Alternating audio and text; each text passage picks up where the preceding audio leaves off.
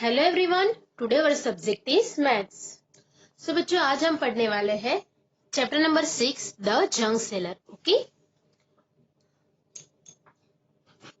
Let's reading start. Have you ever met a कबाड़ी वाली, a woman who sells junk?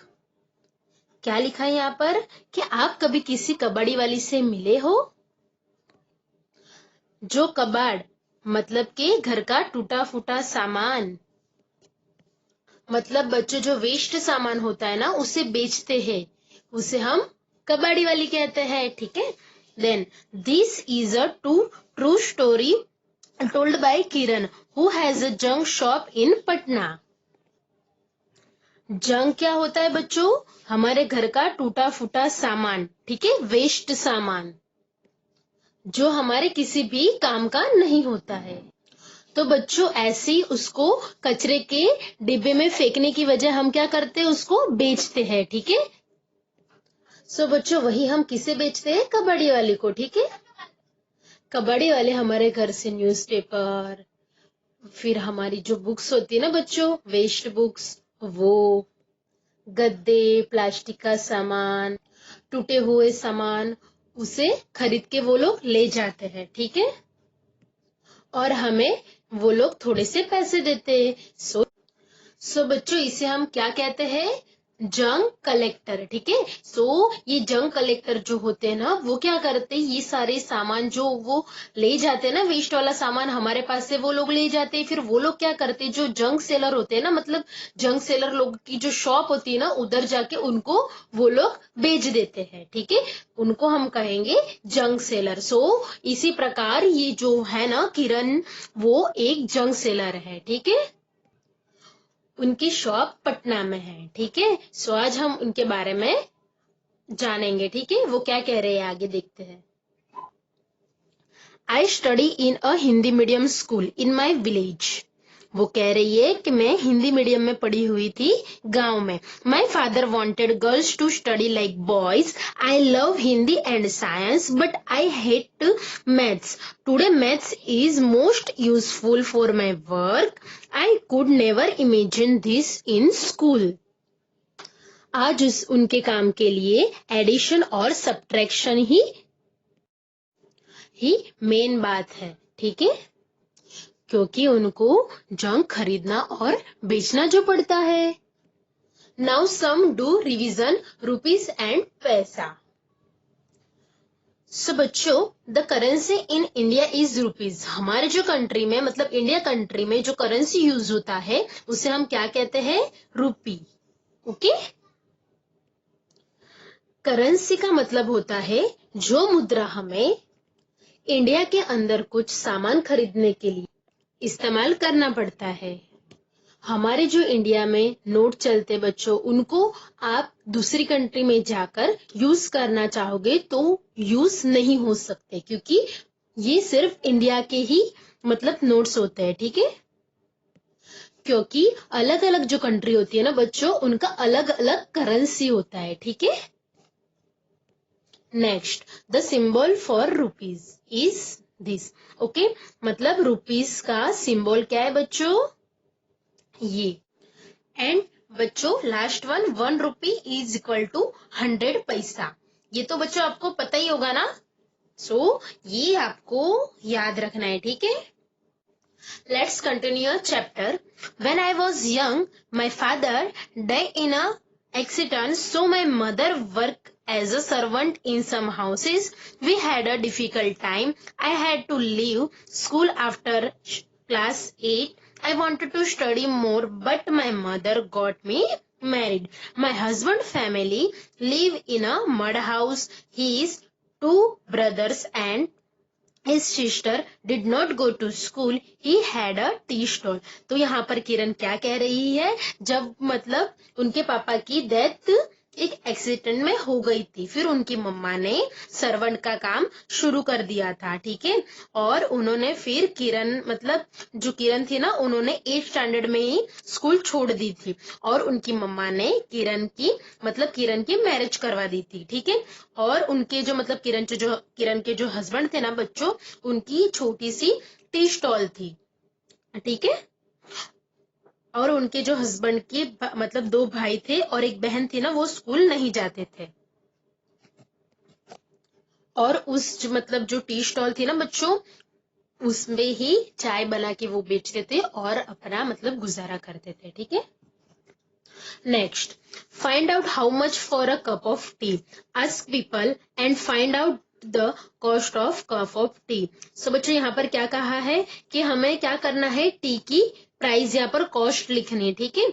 अगर हम stall में जाते, टी स्टॉल में जाते तो उधर कितनी प्राइस होती है और होटल में जाते तो उधर कितनी प्राइस होती है। ठीक है बच्चों। अगर हम टी स्टॉल में जाएंगे ना, सो मतलब कम ही रेट होगा, 10 रुपीज। ओके। एंड होटल में जाएंगे तो 30-40 रुपीज होंगे। ठीक है। तो हम 30 रुपीज यहाँ पर मेंशन कर देते हैं। ठीक है बच्चों।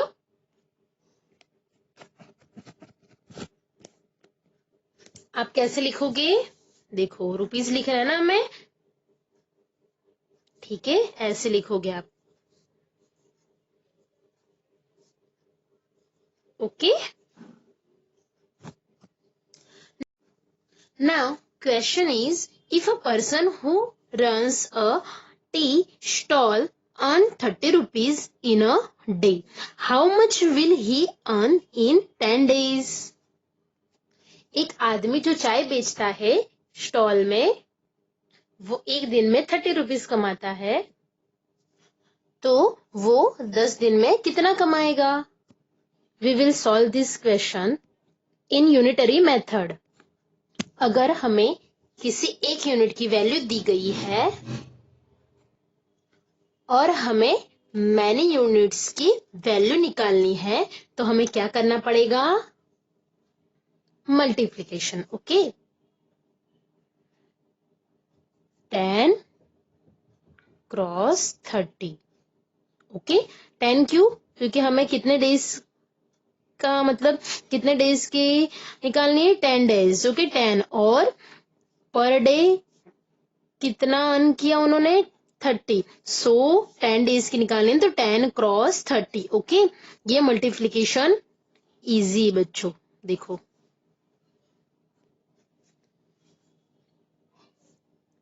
0 0 को साइड में रख देना है हमें। ठीक है। 3 1 जा 3 एंड ये 2 0। Okay.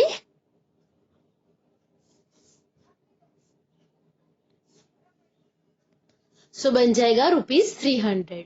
So our answer is ₹300।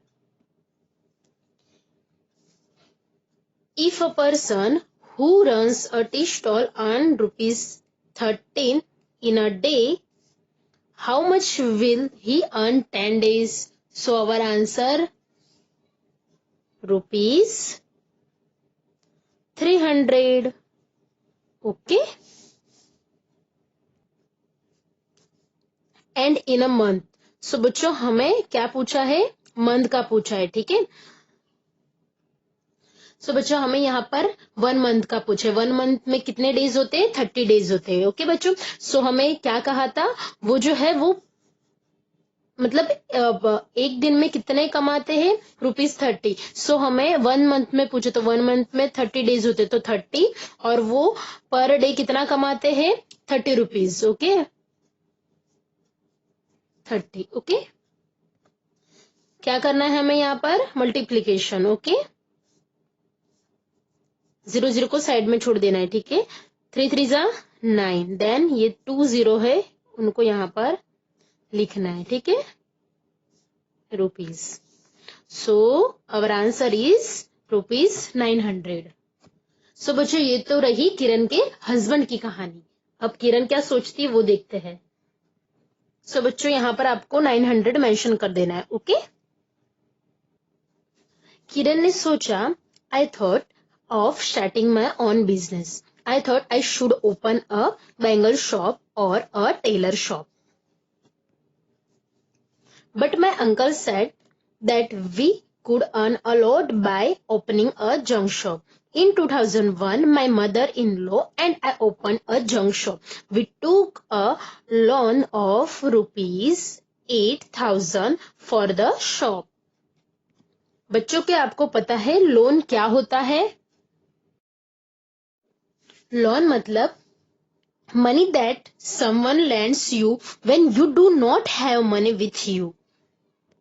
जब किसी को कुछ महंगी चीज खरीदनी होती, जैसे कार, बाइक, दुकान, ये सब खरीदने के लिए जब उसके पास पैसा नहीं होता, तब वो बैंक से लोन लेते, या तो जो मनी लेंडर्स होते उनके पास से वो लोन लेते हैं.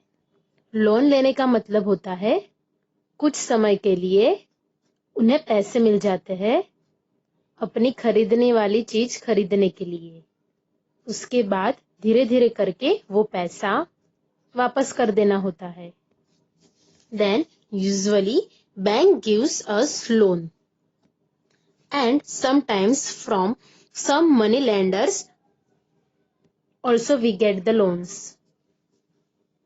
मनी लेंडर्स कुछ लोग होते हैं जो बैंक की तरह ही हमें लोन देते हैं, बट हम इनसे जो लोन लेते हैं उनको जब हम रिटर्न करते हैं तो बैंक से भी ज्यादा हमें इनको रिटर्न करने पड़ते हैं. ठीक है. But that money is given back to the bank in part along with some extra money.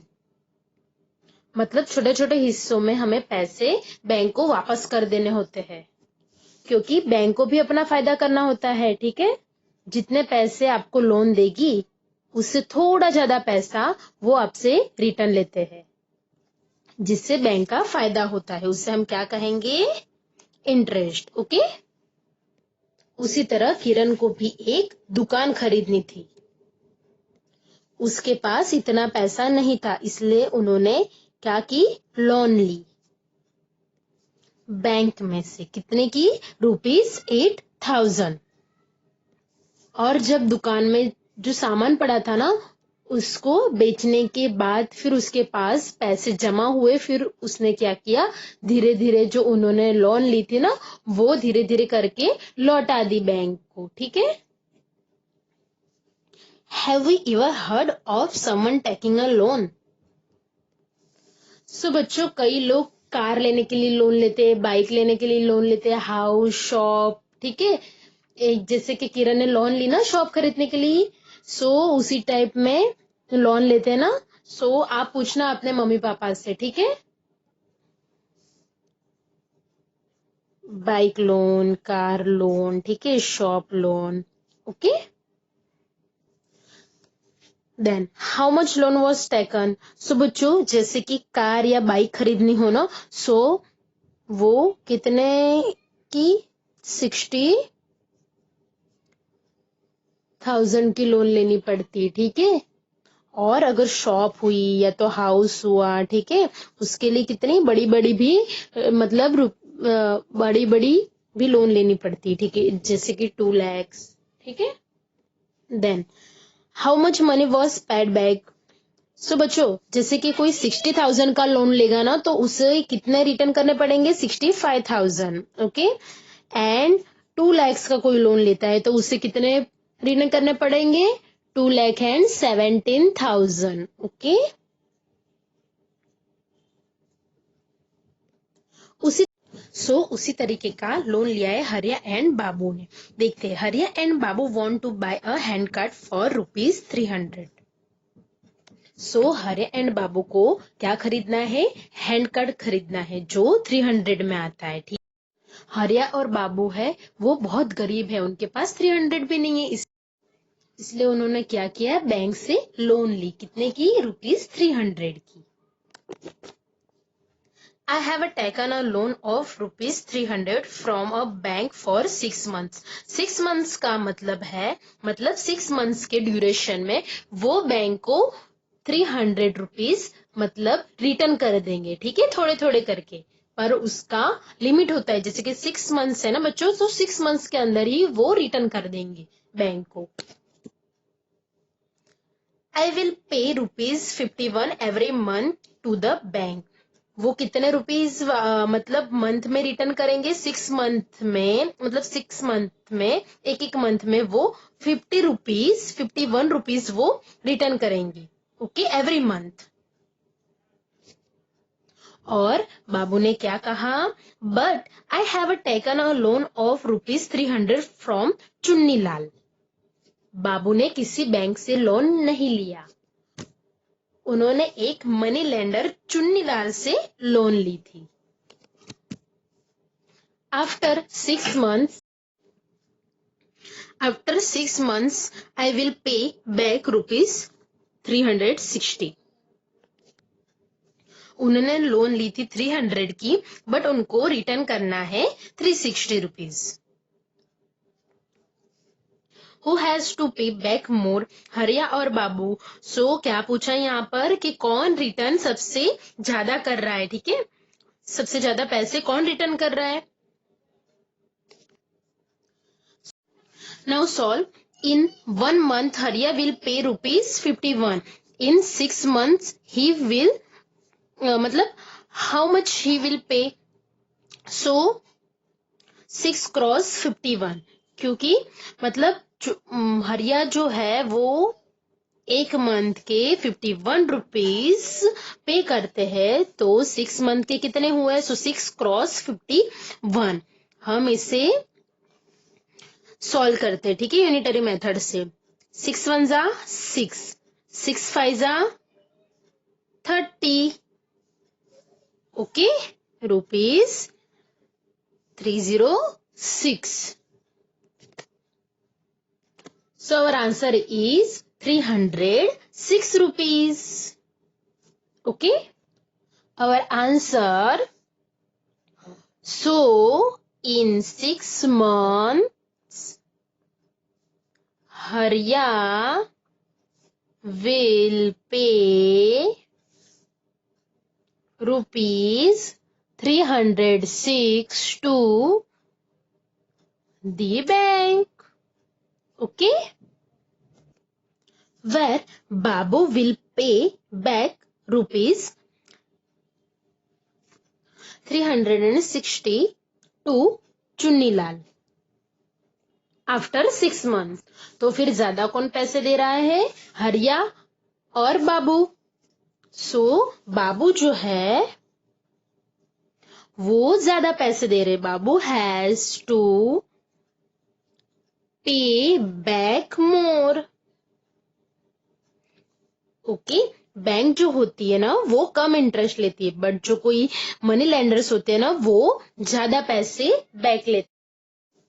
बच्चों, जो बैंक का इंटरेस्ट होता है ना वो कम होता है compare to money lenders. Okay, bank को थोड़े कम पैसे ही वापस करने होते हैं, क्योंकि मनी लेंडर्स जो होते हैं वो ज्यादा इंटरेस्ट लगा देते हैं, इसलिए बहुत ज्यादा पैसे वापस करना पड़ता है।